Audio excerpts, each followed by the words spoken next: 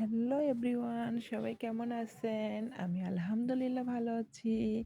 আজকে আবার চলে আসলাম। আমি কতটা ব্যস্ত, কী কাজ করছিলাম সেটাই আপনাদের সাথে শেয়ার করার জন্য। সবাই তো অবশ্যই জানেন আমি কতটা ব্যস্ত থাকি সংসার জীবনে। একটা বউয়ের কত কাজ থাকে সংসারে। আর সবাই তো জানেন মুসলমানের ঘরে এখন শবে বরাত এসেছে। আমাদের অনেক কাজ, অনেক রান্নার আয়োজন করতে হয় শবে বরাতে। তারপর আমাদের রোজা রাখতে হয়। আসলে রোজা থেকেও সবকিছু রান্না করতে হবে। শবে বরাত বলে কথা। সারা রাত জেগে নামাজ পড়তে হবে আমাদের। এই তো আমি পিঠা বানানো শুরু করে দিয়েছি। এটা হচ্ছে চাউলের আটা। এটা দিয়ে আমাদের পিঠা বানাতে হবে আর হালুয়া বানাতে হবে। আমাদের শবে বরাতের এটা নিয়ম। তো আমি তো আসলে আমার আম্মার সাথে করে, আমার শাশুড়ি আম্মার সাথে করে আমি রুটি বানানো শুরু করে দিয়েছি। এই তো রুটি বানাচ্ছি, রুটি বানানো শেষ করেই আমি ভাবছি একটু মাংস রান্না করব।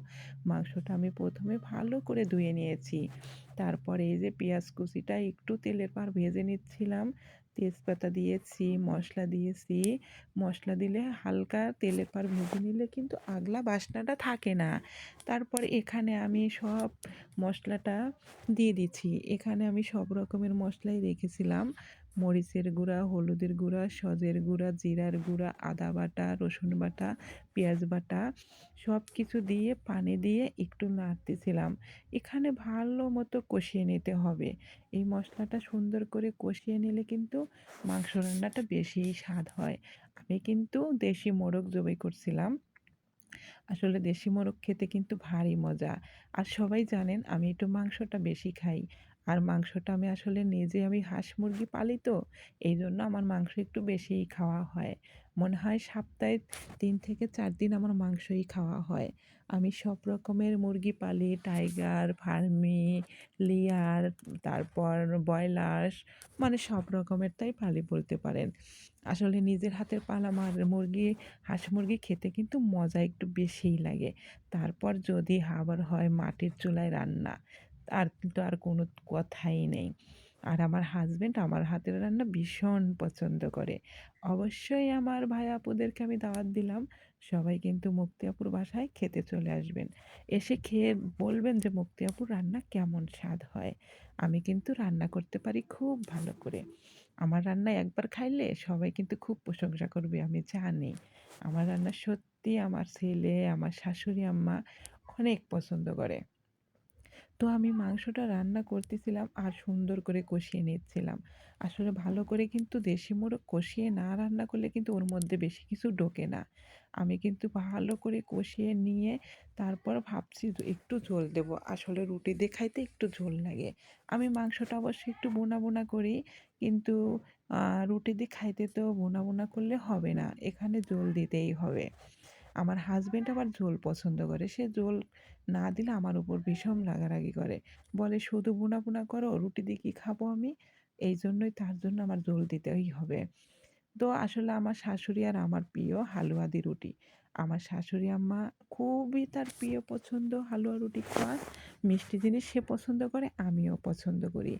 আর আমার হাসব্যান্ড আমার মিষ্টি পছন্দ করে না, সে ঝাল জিনিসই বেশি পছন্দ করে। সেইজন্য আমার শাশুড়ি আম্মারও মন রাখতে হবে, আমার হাসব্যান্ডেরও মন রাখতে হবে। এইজন্য একটা মাংস রান্না করছিলাম। আর কিন্তু আমি হালুয়াও রান্না করব।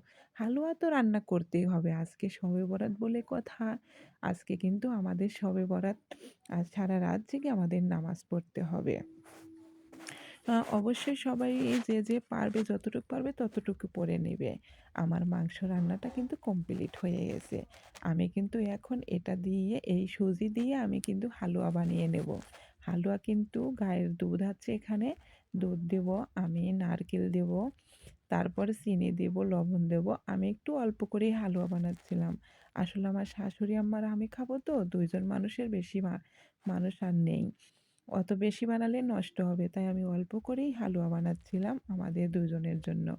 তো এই যে হালুয়া, চিনি সবকিছু দিয়ে আমি তারপরে কিন্তু খেয়ে দেখলাম এত মজা হয়েছে, সত্যি মজা হয়েছে। আমার রান্নাটা কিন্তু হয়ে গেছে।